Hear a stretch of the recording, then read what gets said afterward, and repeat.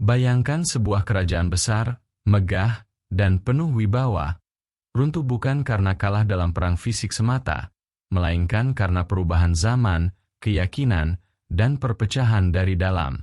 Inilah kisah tentang Pajajaran yang dipimpin Prabu Siliwangi, berhadapan dengan Kesultanan Cirebon yang lahir dari darah dagingnya sendiri.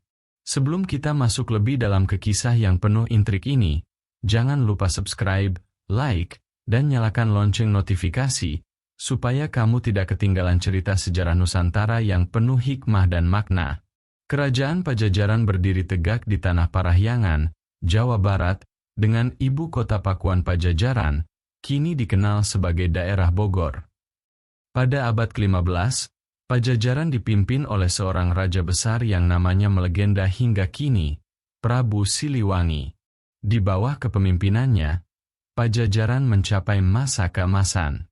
Pakuan bukan hanya sekadar pusat pemerintahan, tetapi juga jantung budaya Sunda. Jalan-jalan dipenuhi pedagang dari berbagai daerah, hasil bumi Sunda seperti lada, beras, dan kayu berharga menjadi komoditas utama. Pajajaran dikenal makmur, dengan rakyat yang hidup tenteram di bawah perlindungan raja. Namun, kejayaan Pajajaran bukan hanya soal ekonomi. Prabu Siliwangi juga mengokohkan ajaran Sunda Wiwitan, sebuah kepercayaan leluhur Sunda yang menghormati alam, leluhur, dan Sang Hyang Kersa sebagai penguasa tertinggi. Nilai-nilai spiritual ini membuat rakyat hidup dalam harmoni, memandang gunung, sungai, dan hutan bukan sekadar tempat, melainkan warisan suci yang harus dijaga. Prabu Siliwangi sendiri digambarkan sebagai raja yang bijaksana, berwibawa, dan sangat mencintai rakyatnya. Ia berusaha menegakkan keadilan, menjaga kesetiaan prajurit, serta membangun tatanan kerajaan yang kuat. Harismanya membuat musuh segan, sementara rakyat menaruh hormat dan kagum. Pada masa itu, Istana Pajajaran berdiri megah dengan gapura tinggi, halaman luas, dan hiasan ukiran Sunda yang penuh simbol. Para bangsawan duduk mendampingi sang raja, sementara rakyat kecil tak pernah merasa jauh dari perlindungan penguasa mereka. Di Pakuan, seni, sastra, dan tradisi lisan berkembang pesat, melahirkan kisah-kisah yang masih hidup dalam budaya Sunda hingga kini. Namun, di balik puncak kejayaan itu, angin perubahan sudah berhembus.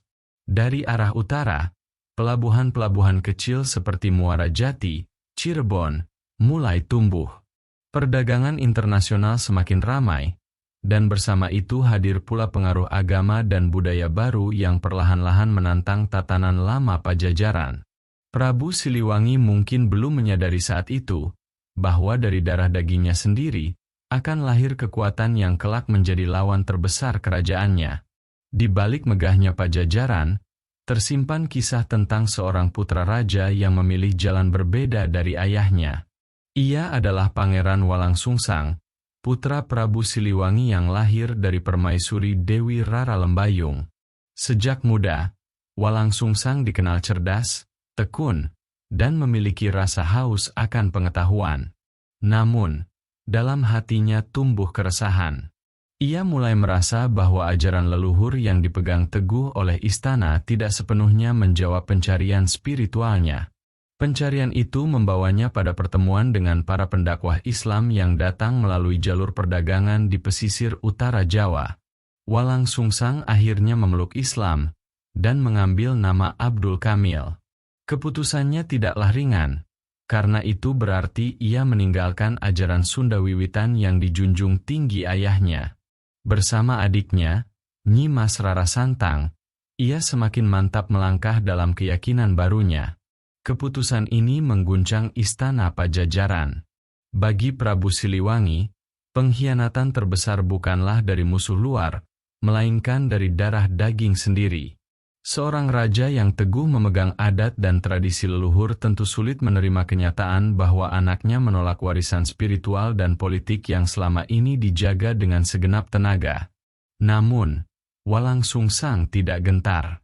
Ia memilih meninggalkan keraton, merantau, dan membangun kehidupan baru di pesisir utara Jawa. Bersama para pengikutnya, Ia membuka lahan dan mendirikan sebuah pemukiman kecil yang kelak dikenal sebagai Cirebon. Awalnya hanyalah sebuah desa nelayan dengan nama Caruban, berarti campuran, karena di sana hidup masyarakat dari berbagai suku, budaya, dan agama.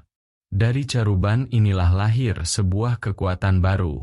Setelah menikah, Walang Sungsang diangkat menjadi Cakrabuana dan mendirikan pemerintahan lokal. Putrinya, Rara Santang, kemudian menikah dengan seorang bangsawan keturunan Arab, dan dari perkawinan itulah lahir tokoh besar yang akan mengubah sejarah tanah Sunda, Sunan Gunung Jati, Syarif Hidayatullah. Sementara itu, Cirebon terus berkembang. Letaknya yang strategis di pesisir utara membuatnya menjadi pusat perdagangan penting. Kapal-kapal dari Demak, Malaka, bahkan Gujarat dan Tiongkok singgah di pelabuhannya. Islam pun menyebar dengan cepat, bukan hanya melalui dakwah, tetapi juga melalui jaringan perdagangan yang kokoh. Bagi Prabu Siliwangi, apa yang dilakukan putranya bukan lagi sekadar pilihan iman. Ini adalah awal dari lahirnya sebuah kekuatan politik baru, yang suatu hari akan menantang Pajajaran. Disinilah, benih konflik mulai tumbuh, bukan sekadar perselisihan keluarga, melainkan benturan peradaban. Seiring waktu, Cirebon tumbuh pesat. Dari sebuah desa nelayan sederhana, kini menjelma menjadi pelabuhan internasional yang ramai. Kapal-kapal asing singgah, membawa rempah, kain, dan ajaran baru. Islam menyebar bukan hanya melalui syiar, tapi juga melalui jalinannya dengan perdagangan dan diplomasi. Di tengah pertumbuhan itu, tampil sosok Syarif Hidayatullah, yang kelak lebih dikenal sebagai Sunan Gunung Jati. Sebagai cucu Prabu Siliwangi, darah Pajajaran mengalir deras dalam dirinya. Namun, ia memilih jalan Islam, menjadi seorang ulama sekaligus pemimpin.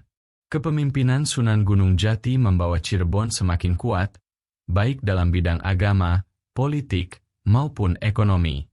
Kejayaan Cirebon membuat Pajajaran resah. Bagi Prabu Siliwangi, Cirebon bukan lagi sekadar wilayah kecil di utara, melainkan ancaman nyata. Hubungan keluarga tidak lagi menjadi pengikat, sebab yang dipertaruhkan kini adalah kedaulatan dan keyakinan. Di Istana Pakuan, kabar demi kabar datang. Cirebon menjalin persekutuan dengan Kesultanan Demak, kerajaan Islam terbesar di Jawa. Rakyat pesisir Sunda mulai berbondong-bondong masuk Islam, meninggalkan ajaran leluhur. Pajajaran kehilangan pengaruhnya di jalur perdagangan karena Cirebon menguasai pelabuhan penting. Bagi Pajajaran, ini adalah tanda bahaya. Bagi Cirebon, ini adalah tanda zaman baru. Pertentangan pun semakin tajam. Dari pihak Pajajaran, Cirebon dianggap sebagai pengkhianat, anak kandung yang membelot, mendirikan kekuatan tandingan, dan mengajak rakyat berpaling dari warisan Sunda wiwitan. Sementara dari pihak Cirebon, Pajajaran dilihat sebagai penghalang dakwah Islam, sebuah kerajaan lama yang enggan menerima perubahan. Perselisihan iman akhirnya berubah menjadi konflik politik. Utusan Pajajaran dan Cirebon saling melontarkan peringatan. Pajajaran menuntut Cirebon tunduk, sementara Cirebon menegaskan diri sebagai kerajaan merdeka. Hubungan ayah dan anak yang dahulu penuh kasih kini berubah menjadi jurang permusuhan. Prabu Siliwangi sadar, bila ia membiarkan Cirebon terus berkembang, maka kejayaan Pajajaran akan semakin meredup. Namun di sisi lain, darah seorang ayah tetap mengalir dalam dirinya, perasaan batin yang sulit dipadamkan. Pada akhirnya, sejarah tidak memberi ruang bagi kompromi. Dua kekuatan besar itu, Sunda wiwitan di Pajajaran dan Islam di Cirebon, telah berdiri di jalur yang berlawanan. Jalan menuju pertempuran besar semakin tak terelakkan. Ketegangan antara Pajajaran dan Cirebon akhirnya mencapai puncaknya. Tidak ada lagi ruang untuk berdamai.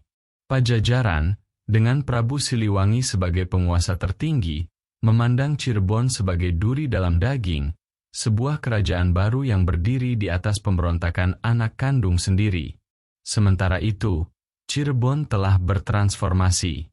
Di bawah kepemimpinan Sunan Gunung Jati, ia tidak lagi sekadar desa pesisir, melainkan sebuah kerajaan Islam yang bersekutu dengan Demak, kekuatan besar di Jawa Tengah. Dukungan militer dan politik dari Demak membuat Cirebon semakin percaya diri menghadapi Pajajaran. Di Pakuan Pajajaran, genderang perang ditabuh. Prajurit-prajurit Sunda yang gagah berani berkumpul, mengenakan baju perang dari baja dan membawa senjata tradisional, kujang, tombak, serta perisai rotan. Mereka bersumpah setia pada Prabu Siliwangi, sang maung Pajajaran. Di Cirebon, pasukan Islam bersiap dengan semangat jihad. Mereka dipimpin oleh panglima-panglima yang tangguh, dengan dukungan meriam dan senjata api dari Demak, teknologi baru yang membuat pertempuran kali ini berbeda dari perang-perang sebelumnya. Pertempuran pun pecah di perbatasan wilayah Pajajaran dengan Cirebon. Udara dipenuhi dentuman senjata dan teriakan prajurit. Panji-panji Pajajaran berkibar, berhadapan dengan bendera Cirebon yang membawa lambang bulan sabit dan kalimat tauhid. Pertempuran ini bukan sekadar soal tanah atau kekuasaan. Ini adalah benturan dua keyakinan, dua peradaban. Di satu sisi, Sunda Wiwitan yang telah ratusan tahun menjadi nafas kehidupan rakyat Sunda. Di sisi lain, Islam yang membawa semangat baru, persaudaraan, dan pengaruh dari dunia luar. Di tengah kekacauan itu, Prabu Siliwangi turun langsung ke medan perang. Dengan harisma dan keberanian, ia memimpin pasukannya menghadapi gempuran lawan. Namun, kekuatan zaman berpihak pada yang baru. Senjata api dan aliansi besar membuat Pajajaran semakin terdesak. Legenda Sunda kemudian mengisahkan, ketika Pajajaran tak mampu lagi bertahan, Prabu Siliwangi bersama pasukannya memilih mundur ke hutan belantara. Di sanalah, menurut cerita rakyat, mereka tidak mati, melainkan menjelma menjadi harimau putih, simbol kekuatan, keberanian, dan penjaga tanah Sunda. Sejak saat itu, Prabu Siliwangi dikenang sebagai maung Pajajaran, sosok abadi yang tak pernah benar-benar lenyap. Pertempuran itu menandai akhir dari kejayaan Pajajaran. Meskipun rakyat Sunda masih setia mengenang Prabu Siliwangi, takdir sejarah telah berputar. Islam kini berdiri kokoh di tanah Sunda, dengan Cirebon sebagai pintu gerbangnya. Pertempuran besar itu bukan sekadar perang biasa. Ia adalah tanda bahwa sebuah zaman lama telah runtuh, dan sebuah zaman baru telah lahir. Pertempuran antara Pajajaran dan Cirebon bukan sekadar perang antara ayah dan anak, melainkan simbol pergeseran peradaban. Pada akhirnya, Pajajaran runtuh. Bukan karena lemahnya Prabu Siliwangi, melainkan karena roda sejarah selalu bergerak, dan zaman baru selalu datang menggantikan yang lama. Setelah pertempuran besar, kekuatan Pajajaran semakin melemah. Pelabuhan-pelabuhan penting di pesisir utara dikuasai Cirebon dan sekutunya, membuat Pajajaran kehilangan akses ke jalur perdagangan dunia.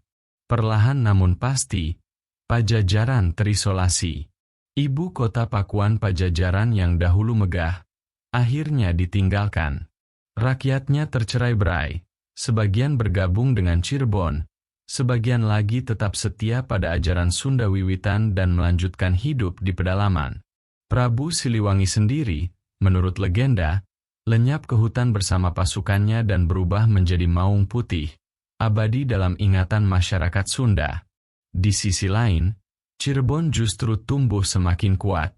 Dengan Sunan Gunung Jati sebagai pemimpin, Cirebon bukan hanya menjadi pusat perdagangan, tetapi juga pusat dakwah Islam di Jawa Barat. Dari pelabuhan Cirebon, ajaran Islam menyebar ke seluruh tanah Sunda, bahkan hingga ke pedalaman yang dahulu berada di bawah Pajajaran.